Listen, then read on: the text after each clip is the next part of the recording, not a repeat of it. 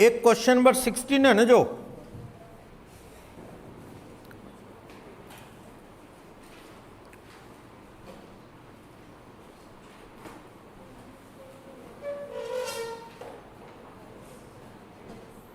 इसके ई पॉइंट में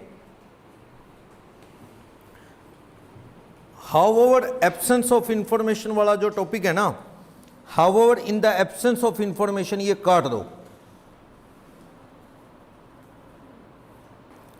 बस, इसे एनओआर का नाम दे दो। ई पॉइंट 16 के सॉल्यूशन में, ई पॉइंट में 16 का सॉल्यूशन है ना, ई पॉइंट वो क्या कहता है, पढ़ लो दोबारा। He shall be resident as per section 6(1) as he visited India for more than 120 days and also satisfy the condition of stay of 365 days or more in preceding 4 year, full stop। बस इसके आगे काट के लिख दो he is NOR, बस आगे नहीं देखनी होती एडिशनल, वो NOR होता है बस। 120 365 हुई, 15 लाख से ऊपर इनकम है, NOR, बात खत्म। यानी वो जो कंडीशन है ना 15 लाख से ऊपर वाला केस, उन बंदों का स्टेटस एनओआर या एनआर है बस। मतलब वो क्या है एनओआर कब, अगर वो 15 लाख से ऊपर इनकम है, इंडियन ओरिजिन या सिटीजन जो हुई अब्रॉड, वो कहता है उस केस में 15 लाख से ऊपर इनकम है तो 120 365 पूरी कर देंगे तो एनओआर, नहीं करेंगे तो एनआर। अगर नहीं करते 120 365 तो फिर सिटीजन ऑफ इंडिया को पकड़ लिया इसने 6(1) लगा के। क्या 15 लाख से ऊपर इनकम है, किसी और देश में टैक्सेबल भी नहीं है, ठीक है, और उसको क्या नाम दे दो, बस सीधा एनओआर। उसके लिए तो डेज कहीं भी कुछ नहीं देखना, 120 365 भी नहीं देखना उसके लिए, बस सिटीजन ऑफ इंडिया होना चाहिए बस। और बोलो कोई क्वेश्चंस में डाउट? 17 कौन सी?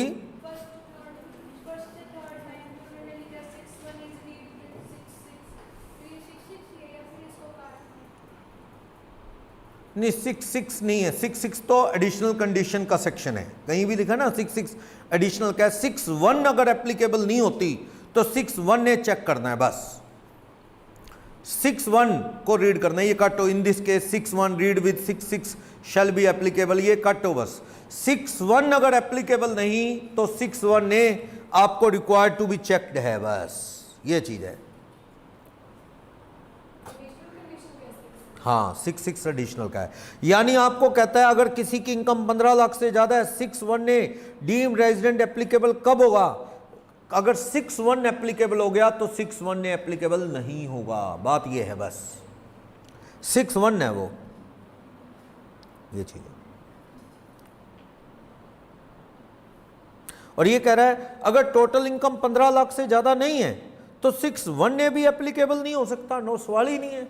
6(1) लगता है वो बेसिक कंडीशन 182 वाला, तो कर लो बस, सीधी सी बात है। सुनो, एक आदमी की इनकम 15 लाख से कम है इंडियन शॉर्ट्स की, 6(1) ने भी नहीं लगना 15 लाख से कम।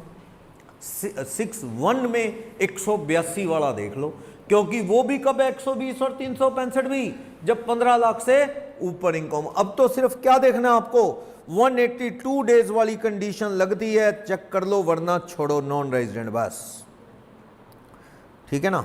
ये है, इस पे आपने ये जो लिखा है ना इसने फर्स्ट पैरा के लास्ट में 17 में, since the total income other than income from foreign source of Monu who is citizen of India doesn't exceed 15 lakh, 6(1) related to deemed resident shall not be applicable, ठीक है। आगे in this case section 6(1) shall be applicable, इसकी bracket में लिख सकते हो आप 182 days conditions only required to be checked only, बस सीधी बात है। 15 लाख से कम इनकम है ना, बंदा कौन है, वही सिटीजन ऑफ इंडिया और person of Indian origin who is abroad. सिर्फ 182 का दिन का रूल देखो और कुछ नहीं काम होगा उसके बस। और बोलो, हाँ अगर 182 रह गया तो फिर तो एडिशनल भी देखनी पड़ जाएगी, क्योंकि बेसिक ही लग गई 182, फिर तो एक आम आदमी की तरह उसके लिए तो एडिशनल भी देखनी पड़ जाएगी। हाँ जी बोलो। 12th। अच्छा, इमरान के लिए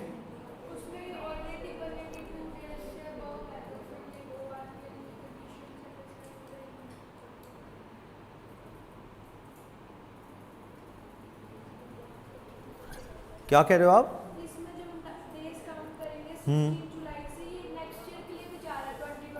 नहीं, आप देखो 21-22 में कितने दिन इंडिया में रहा वो देखो आप, अगले साल के नहीं देखेंगे। 182 से ज़्यादा हो रहे हैं, ये देख लेता हूँ मैं। Imran citizen of Lahore whose parents born in undivided India, यानी इमरान कहाँ का हो गया? POI हो गया, person of Indian origin. He visited to India on 16 July 21, leaves India. अच्छा, ये ना 21 होना चाहिए, यहाँ गलत है ये। 16-10-21 होगा, यहाँ कर लो ठीक। 16-10-21 है यहाँ पे, ठीक कर लो, करना ठीक जो लोग ऑनलाइन है। क्वेश्चन नंबर 12 में वो इंडिया कब आया? क्वेश्चन नंबर 12 में 16 जुलाई 21 से कब तक रहा इंडिया? 16 अक्टूबर 21। ये 21 है, यहाँ 22 नहीं है, काट दो, ये 21 है। कितने दिन इंडिया में? जुलाई के कितने दिन इंडिया में? 16। 31 - 15। अगस्त के कितने दिन? सितंबर के 30 और अक्टूबर के 16। कितने दिन इंडिया में? 93 डेज। और यानी कि 21-22 में कितने दिन इंडिया में है? 21-22 में वो इंडिया में है 93 डेज। उससे पहले के सालों में देखो 19-20, 18-19, 17-18 में वो कह रहा है कितने दिन इंडिया में है? वो कह रहा है 4 साल में 365 दिन इंडिया में है, 365 प्लस डेज इंडिया में है। तो आप देखो बेसिक कंडीशन फर्स्ट,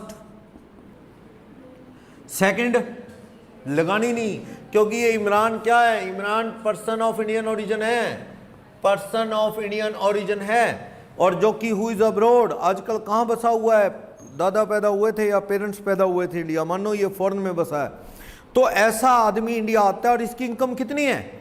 इस इमरान की टैक्स, वैसे अगर इनकम 15 लाख से कम होना, बस खत्म, क्वेश्चन ही खत्म। फर्स्ट देखो लगी नहीं, सेकंड देखनी नहीं, 120 365 भी नहीं देखनी। लेकिन अगर इनकम 15 लाख से ज़्यादा है, Indian income, Indian source income 15 lakh से ज़्यादा है, यानी ये कह रहा है कितनी है? 17 लाख है। तो आप इस पे कौन सा रूल देख लो? 120 प्लस 365 हो रहा है? नहीं हो रहा। 93 है, 93 प्लस 365 नहीं हो रहा। इस हालत में भी वो क्या है? Non resident. इधर तो नॉन रेजिडेंट था ही, इनकम 15 से कम है तो 120 365 भी नहीं देखते। और इस पे 61A लगाना नहीं। 61A क्यों नहीं applicable? It is just applicable on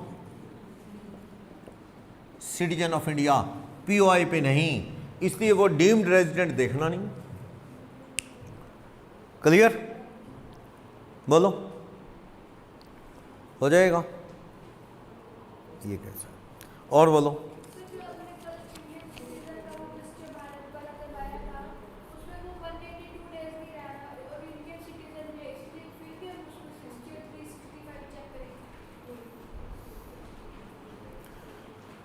नहीं, इंडियन सिटीजन है, इंडियन सिटीजन जो है उस पर कौन सा रूल, क्या लगी कंडीशन? 182 लगी क्या?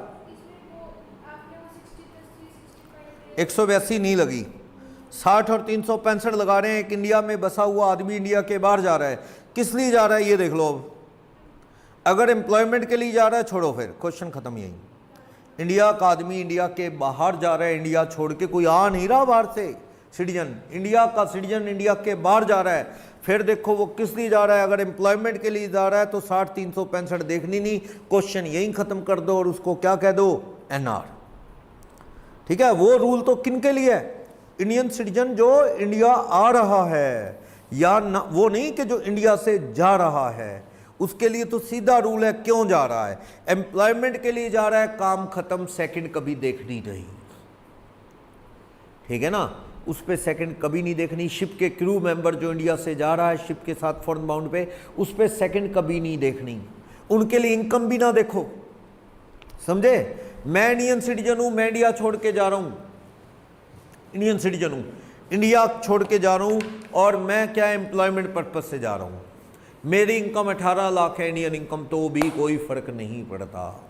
वो 15 लाख वाले रूल किन लोगों के लिए हैं? जो फॉरेन से इंडिया आ रहे हैं, विजिट्स टू इंडिया, और ये इंडिया वाला इंडिया से जा रहा है, एम्प्लॉयमेंट जा रहा है, छोड़ो, हायर एजुकेशन जा रहा है, तो 60 365 लगा लो, ये बात है।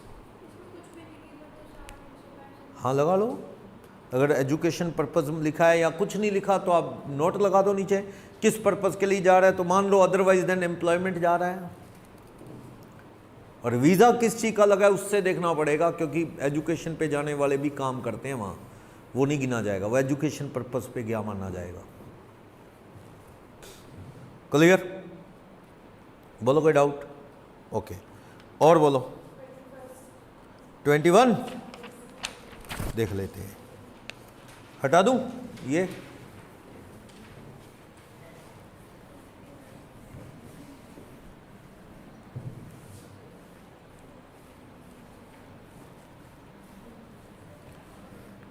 पंगा सारा 15 लाख से ज़्यादा का है और 182 दिन ना रहने पे है सारा। 182 दिन रह गया तो खेल ही खत्म, फर्स्ट बेसिक की लग गई, फिर तो सिंपल एडिशनल चेक करो, स्टेटस बताओ। अगर फर्स्ट नहीं लगती तो पंगा कब है? वो लोग जो इंडिया आ रहे हैं उनका पंगा है। 15 से ज़्यादा कमाते हैं वो भी तब पंगा है, 15 से कम हो तो भी कोई पंगा नहीं, सीधा एनआरआई है वो, क्योंकि सेकंड लगनी नहीं, फर्स्ट देखनी नहीं, 182 हुई नहीं, तो 15 लाख से कम वालों का कोई चक्कर ही नहीं। पंगा सारा है, तुम इंडिया में 15 लाख से ज़्यादा कमा रहे हो ना, तो मोटी इनकम वालों को इनकम टैक्स लपेटना चाहता है, उनकी वो वाली इनकम को लपेटना चाहता है, इंडिया में टैक्स लगाना चाहता है जो इंडिया से कंट्रोल बिजनेस से है। बाकी तो एनओआर और एनआर में फ़र्क ही कहाँ है? सिर्फ और सिर्फ उसी इनकम का तो फ़र्क है, उसी पे टैक्स लगाना चाहती है भारत सरकार बस, और कोई पक्का है पंगा ही नहीं कोई। क्योंकि कोई इंडिया की धरती के अंदर कमा ले, इंडिया में रिसीव कर ले, चाहे तो एनआरई क्यों ना हो, टैक्स लगना ही है, उसमें तो बवाल ही नहीं है। सिर्फ पंगा सिर्फ और सिर्फ किस चीज़ में है? ये वाली इनकम जो इंडिया में बैठ के कंट्रोल फ्रॉम बिजनेस इंडिया से है, उस इनकम पे एनओआर पे टैक्स लगता है और एनआर पे नहीं लगता। सरकार बड़ी इनकम वालों को इसी इनकम पे टैक्स लगा के अपना टैक्स वसूलना चाहती है, बात ये है, और कोई इसमें पंगा इशू नहीं है। सरकार ने तरीका ढूंढ लिया बस, मोटी इनकम वालों को टैक्स लगा के छोड़ना है बस, सीधी सी बात, और घुमा दी इतनी कंडीशंस। चलो क्वेश्चन नंबर 21, कौन है ये? Brian Lara, great West Indian cricketer Brian Lara. तो लारा तो हमारे नहीं होते ना, लारा तो लारा दत्ता है, वैसे लारा तो नहीं होते, हमारा सरनेम नहीं है दूर दूर, तो नहीं लगता कि इंडियन हो। ठीक, Brian Lara West Indian cricketer है। अब यहाँ ना बताए ना कहाँ पैदा हुए, दादा दादी, मान लो वेस्ट इंडीज़ में, क्योंकि हाँ अगर ये मान लो इसके नाम के पीछे कोई इंडिया का सरनेम होता, दीक्षित होता या पटेल होता, तो लगता है इसके तार इंडिया से जुड़े हैं कहीं ना कहीं, ऐसा है ना। वो जैसे वो आई अपना, उनकी एक्सटर्नल फॉरेन एक्सटर्नल मिनिस्टर है यूएस की, कमला हैरिस, वैसा ना उसके फादर साहब होंगे उधर के निगरो, जैसे उधर है यूएस में होते हैं, मदर इंडियन थी, तो वो इंडियन मदर और फादर उधर यूएस के, तो उनकी शक्ल तो उधर की तरफ की है, लेकिन वो कहीं ना कहीं इंडिया का भी, मतलब उनकी मदर इंडियन थी, तो इंडिया वालों ने बड़ी रिस्पेक्ट दी कि चलो हमारे इंडियन ओरिजिन की हैं। इंडियन ओरिजिन की तो होगी ना अपने आप, कि मदर इंडिया में पैदा हुई, अनडिवाइडेड इंडिया में, तो इंडियन ओरिजिन होगी वो, ठीक है ना। दादा दादी कोई ना कोई तो पैदा हुआ होगा, है ही वो इंडियन थे, तो इस तरह का सिस्टम है। चलो, तो ऐसे लोग अगर नाम, वैसे तो कमला नाम जो है ये अपने इंडिया में ही चलता है, तो थोड़ा सा उससे हैरिस नहीं चलता हमारे, मतलब कमला हैरिस तो थोड़ा सा मिक्स हो गया वो, तो थोड़ा सा लिंक बनता लगता है, अभी कोई ना कोई इनका लिंक इंडिया से हो सकता है, ऐसे ही लगेगा आपको। शिव नारायण चंद्रपोल है, नाम से लगता है ना कि कुछ ना कुछ, हाँ इसका चेक करो इंडियन। ब्रायन लारा का तो नहीं लगता कुछ भी ऐसा, तो करके ब्राउन ब्लैक नाम आ जाए, कुछ नहीं है फिर वहाँ वही होते हैं ब्राउन ब्लैक। चलो क्या कह रहा है, ब्रायन लारा वेस्ट इंडीज का आदमी है, 100 दिन इंडिया आ रहा है। कब से आ रहा है? 10-11 से आ रहा है। अच्छा, 10-11 से 100 दिन, 100 दिन आ रहा है, 100 दिन सिलेबस के अकॉर्डिंग 21-22 प्रीवियस ईयर में भी कितने दिन आया होगा? 100 दिन। उसके पीछे वाले साल लिखना 20-21, 19-20, 18-19, 17-18, 16-17,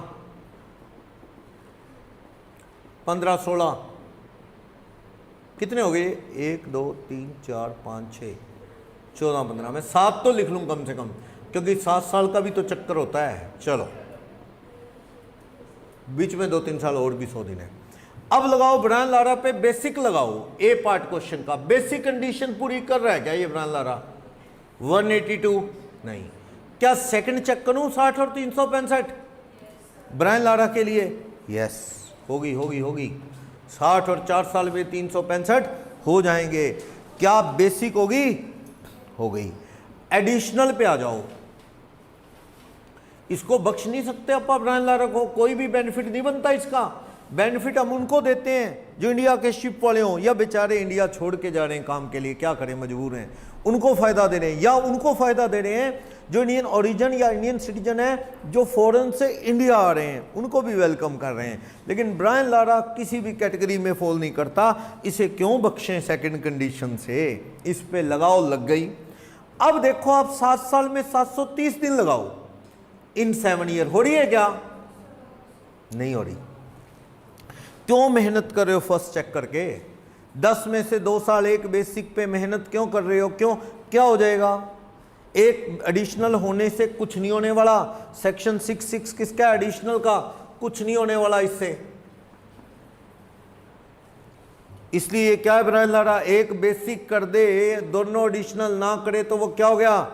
NOR। वैसे कर देता क्या ये? 2 साल आउट ऑफ 10 ईयर वाली कर देता ये। कैसे? यहां पे 60 दिन कर देता आराम से ये। 182 ना करता तो क्या है? 60 प्लस 365 हो जाती? हाँ हो जाती। यहां पे 182 नहीं पर 60 प्लस 365 हो जाती? यस हो जाती। मुझे लगता कई साल कर देगा ये। तो इसलिए क्या है, ये कंडीशन हो गई। पर फायदा क्या? एक से एडिशनल से कुछ नहीं होता। ब्रायन लारा क्या है इंडिया में? NOR। क्लियर? देखो कोई डाउट? लेकिन इसी क्वेश्चन का सेकंड पार्ट, तब आंसर आपका क्या होता अगर ब्रायन लारा, नहीं नाम बदल दिया, कहते would your answer change if the above fact relate to Srinath. अब श्रीनाथ क्यों कर दिया? क्योंकि श्रीनाथ तो हमारे हैं, भगवान श्रीनाथ भी हैं इंडिया में, उनकी पूजा होती है। इंडिया क्रिकेट टीम के प्लेयर भी रहे हैं जवागल श्रीनाथ, तो ये साउथ इंडिया में होते हैं, कर्नाटका साइड। कहता है ये श्रीनाथ है, ब्रायन लारा हटा दूं, यहां पे क्या कर दूं? श्रीनाथ। और क्वेश्चन का बी पार्ट पढ़ूं, ये क्या है? Person of Indian origin. B part पे आ जाओ। पर्सन ऑफ इंडियन ओरिजिन कहता है who reside in West Indies and represent the West Indies cricket team. Captain है वहां के, मान लो श्रीनाथ। इस केस में क्या होगा? आप इन पे दोबारा से चेक करो सब कुछ। 182 हुई? 182 हुई नहीं। हाँ जी, सेकंड देखने के लिए 60 365 क्या श्रीनाथ के लिए देखूंगा? नहीं देखूंगा जनरली, तो क्योंकि इंडियन ओरिजिन का आदमी इंडिया आ रहा है तो सेकंड देखते नहीं। बट अगर श्रीनाथ की इनकम 15 लाख से ज्यादा है, उस सिचुएशन में अगर if Srinath Indian income less than 15 lakh है, फिर तो स्ट्रेट वे श्रीनाथ को क्या बोल दोगे आप? बस फिर तो कोई चक्कर ही नहीं। क्यों? 15 लाख से कम है तो फिर वो 120 365 देखने ही नहीं अपने POI के लिए। सीधा क्या कर दिया? पर मैं अगर कह दूं इफ श्रीनाथ की इनकम ओवर 15 लाख है, फिर मुझे क्या चेक करना है? मुझे चेक करना है 120 प्लस 4 साल में 365 दिन। क्या श्रीनाथ करंट ईयर में 120 है? नहीं, 4 साल में 365 है, यहां 100 है। ये भी पूरी नहीं होती, इसलिए उसे क्या नाम दोगे? तब भी NR दोगे। समझ आया? इनकम 15 से कम हो तो सीधा ही NR, फिर देखनी ही नहीं 120 365। अगर इनकम 15 लाख से ज्यादा है तो 120 365 भी कौन सा हो रही है? 365 तो हो रही है, 120 तो नहीं हो रही। तो श्रीनाथ को क्या कह दूंगा? NR। लेकिन सी पार्ट देखना, आपका आंसर क्या डिफरेंट होगा। अगर श्रीनाथ 120 दिन आ रहा है हर साल, लो अब बदल दिया क्वेश्चन, 120 दिन आ रहा है, सी पार्ट पे आ गया ये, श्रीनाथ हर साल 120 दिन के लिए इंडिया आ रहा है, तो चलो क्वेश्चन के थर्ड पार्ट पे चला गया ये, सी पार्ट, सी श्रीनाथ की इनकम भी बता दो, 120 पे तो चला गया, इनकम बता दो क्या होगी उसकी, दी है नहीं दी, फिर वो इफ वाला लगाओ ना, इफ वाला लगाओ। क्या अगर श्रीनाथ की इनकम 15 लाख से ज्यादा है तो चेक करो 120 365 कर देगा, हाँ कर देगा, यस। सी का आंसर क्या हो जाएगा उस केस में, उस केस में वो NOR, एडिशनल नहीं देखनी, बस NOR सीधा। और हमने इसकी कौन सी इनकम पकड़नी है, जो इंडिया से कंट्रोल कर रहा है बिजनेस और फॉरेन में चल रहा है बिजनेस, बस चक्कर सारा उसी का है। क्लियर? क्या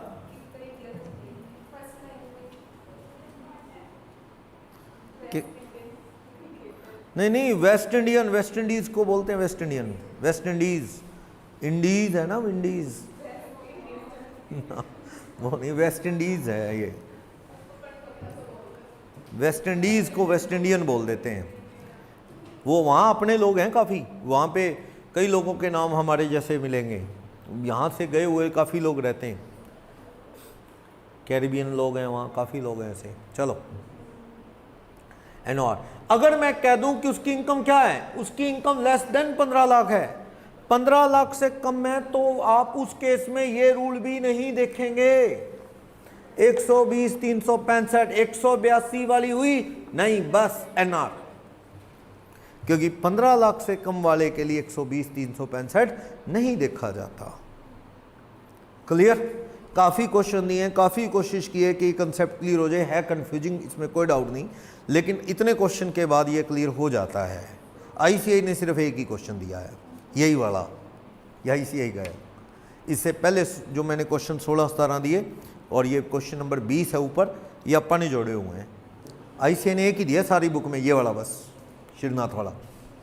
और बोलो कोई भी डाउट? हाँ जी, जो लोग ऑनलाइन कर रहे हैं, कोई प्रॉब्लम इसमें? ठीक,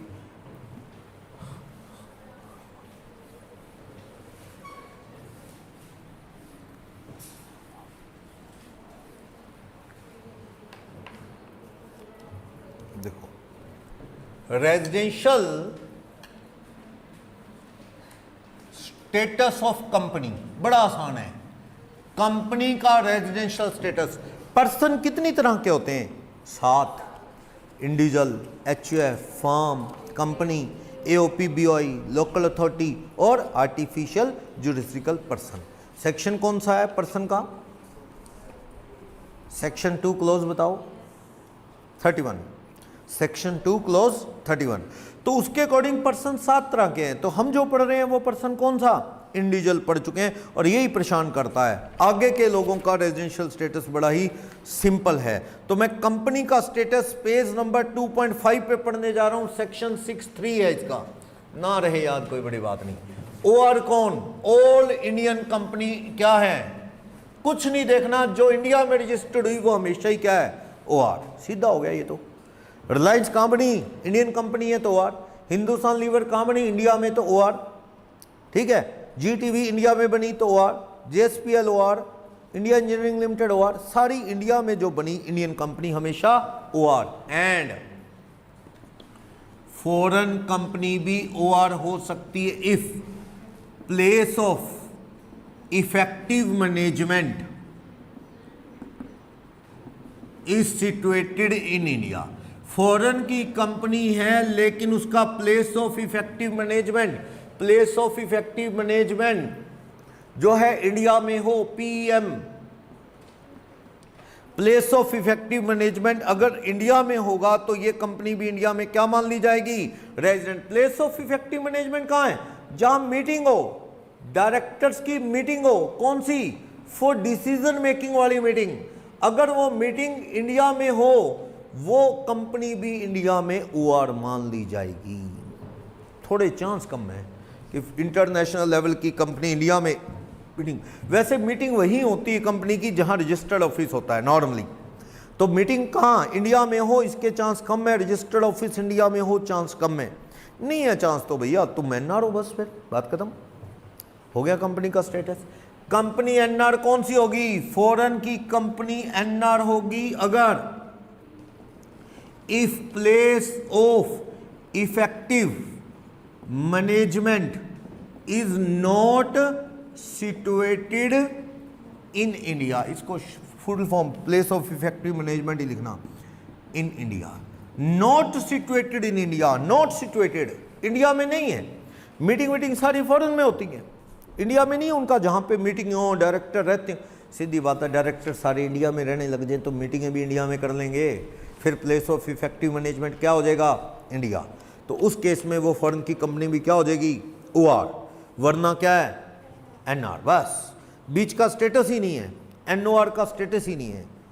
ये तो कब हो सकता है? नेपाल में कंपनी चल रही है, उसके सारे डायरेक्टर यूपी में रहते हैं, यहीं मीटिंगें करते हैं इंडिया में, तो उसका प्लेस ऑफ इफेक्टिव मैनेजमेंट कहाँ है? इंडिया, क्योंकि यहाँ थिंक टैंक उनका डायरेक्टर इंडिया में बैठे हैं, इंडिया में रहते हैं, मीटिंगें यहाँ करते हैं, तो वो नेपाल की कंपनी क्या हो जाएगी? इंडिया में ओआर। और ओआर होगी तो आपको पता ही है वर्ल्ड की इनकम पे टैक्स इंडिया में लगेगा। समझ आ गया कंपनी का रेजिडेंशियल स्टेटस? इसमें और कुछ नहीं देखना। अगले पेज पे फर्स्ट क्वेश्चन है इलस्ट्रेशन 1 2.6 पेज पे, क्या? रोटरी लिमिटेड एक इंडियन कंपनी है जिसका बिजनेस भोपाल में भी और सिडनी में भी है। प्लेस ऑफ इफेक्टिव मैनेजमेंट कहाँ है? सिडनी वगैरह में और आउटसाइड इंडिया। 70-75% इनकम कहाँ से कमाती है? ऑस्ट्रेलिया सिडनी से, 25% इंडिया से। तो क्या स्टेटस है? ओआर, क्योंकि ये कंपनी क्या है? इंडियन। कंफ्यूज कर रहा है, ये इंडियन कंपनी है, क्वेश्चन यहीं खत्म हो गया, क्योंकि इंडियन कंपनी का प्लेस ऑफ इफेक्टिव मैनेजमेंट देखना ही नहीं। इंडिया में जो रजिस्टर्ड हुई वो इंडियन कंपनी हमेशा ही क्या होती है? ओआर। ये तो फॉरेन वालों को फंसा रहे हम तो, कि तुम्हारा अगर place of effective management India हुआ तो तुम्हें क्या मान लेंगे? ओआर। ये तो इंडियन कंपनी है ना, क्वेश्चन खत्म, ये क्या होगी? ओआर। इसी पेज नंबर 2.5 पे बाकी सबका स्टेटस एक साथ देख लो। सबका स्टेटस क्या? रेजिडेंशियल स्टेटस ऑफ, देखो रेजिडेंशियल स्टेटस ऑफ किसका? HUF, partnership firm, local authority, AOP, BOI etcetera, बचे हुए सबका ये ओआर या एनआर कब होंगे? इनका स्टेटस आसान है, सीधा ही।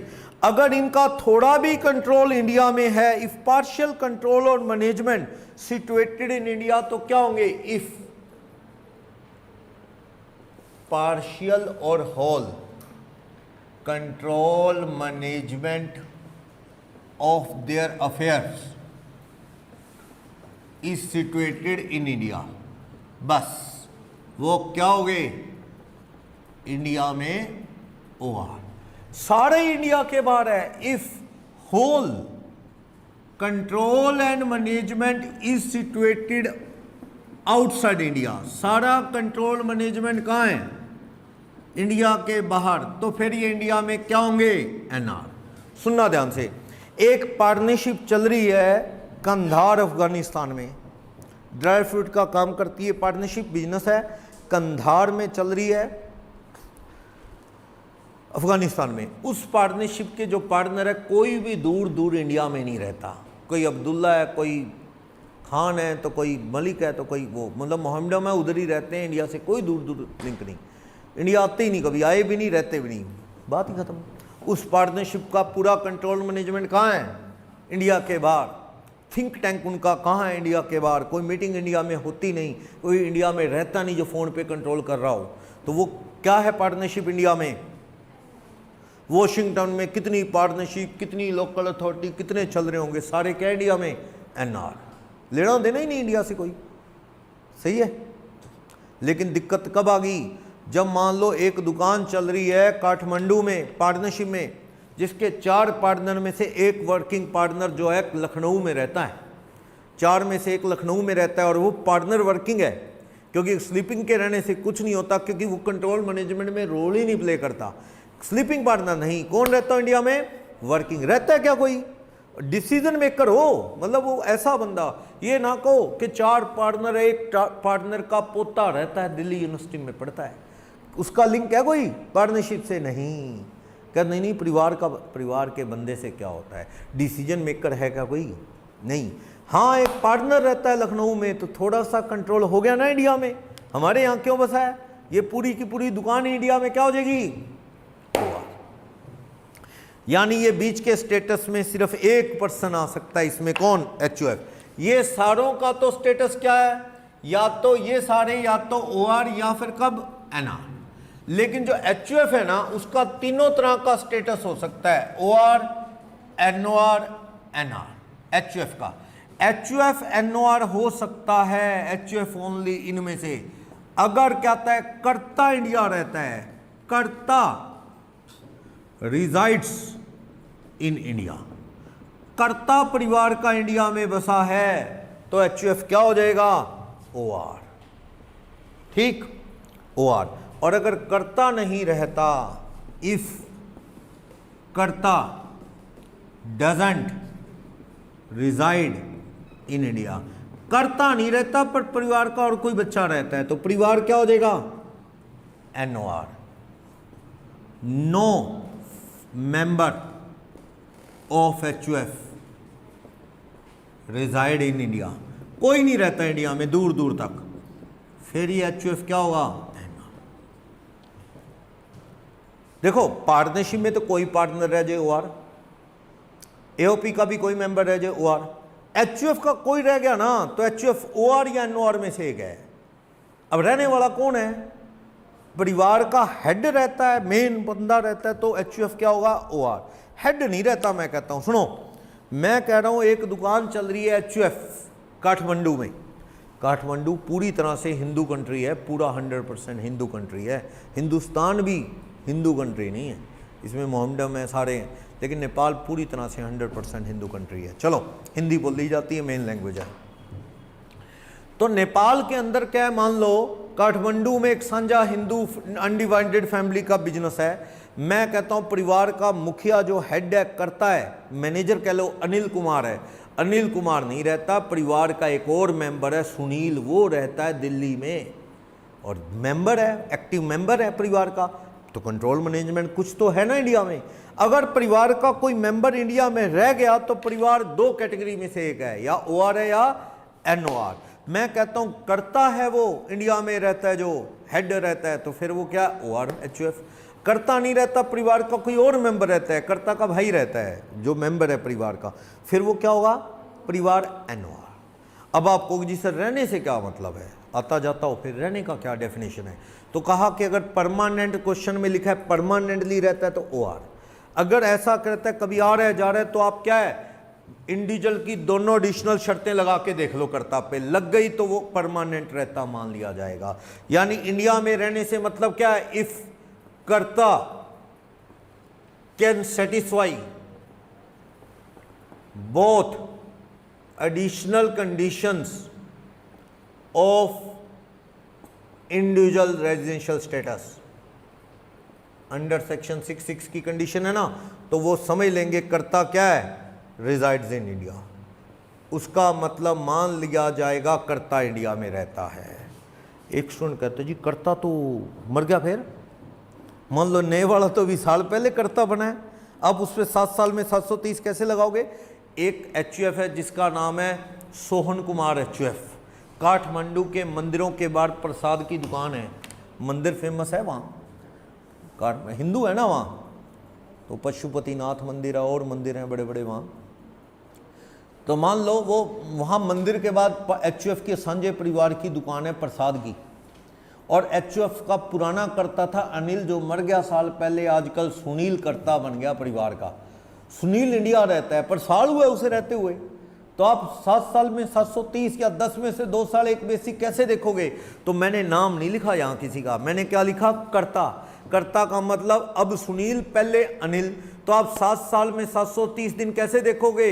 अब वाले सुनील के और उससे पहले वाले अनिल के मिला के 730 दिन, 10 में से 2 साल अब वाले सुनील और पहले वाले अनिल के 10 में से 2 साल पूरे हो रहे हैं, तो समझो करता इंडिया रहता है। सुनील कहते मैं तो यार साल पहले आया हूँ, भाई तेरे से पहले वाला भी तो यहाँ रहता था।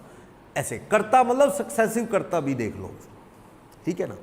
वैसे ऐसी नौबत आएगी नहीं, नॉर्मली पेपर में लिखेगा करता परमानेंटली रिजाइड इन इंडिया, बस फैमिली ओआर। करता इंडिया में नहीं रहता, कोई और मेंबर रहता है, एनओआर। कोई भी नहीं रहता तो, और ये रहने का मतलब क्या है, डिसीजन मेकर वाले बंदे इंडिया में हो, मेंबर। परिवार के बच्चे जो डिसीजन मेकिंग नहीं लेते, माइनर बच्चे, वो इंडिया में पढ़ने आए हुए हैं नेपाल से इंडिया में, उनके रहने से कोई फर्क नहीं पड़ता। डिसीजन मेकिंग वाले लोग इंडिया में रहते हैं। मान लो एक बिजनेस कहीं चल रहा है और वहां बंदा कोई एम्प्लॉय छोड़ने से कुछ नहीं होता, डिसीजन मेकर हूं, क्लियर। एचयूएफ का स्टेटस तीनों तरह का हो सकता है। अगर करता इंडिया में रहेगा तो एचयूएफआर, करता नहीं रहता कोई और मेंबर रहता है तो एनओआर। कोई भी नहीं रहता, करता या मेंबर नहीं रहता, और एम्प्लॉय वगैरह रहते हैं, बच्चे पढ़ने आए हुए हैं, तो उससे कुछ नहीं होता, वो एचयूएफ क्या होएगा, एनआर। और बाकी सबका सीधा ही है, firm, local authority, AP, AOP, AJP का, कि कोई लिंक है क्या इंडिया में कंट्रोल मैनेजमेंट थोड़ा भी, तो ओआर नहीं है, सारा बाहर है तो क्या, एनआर।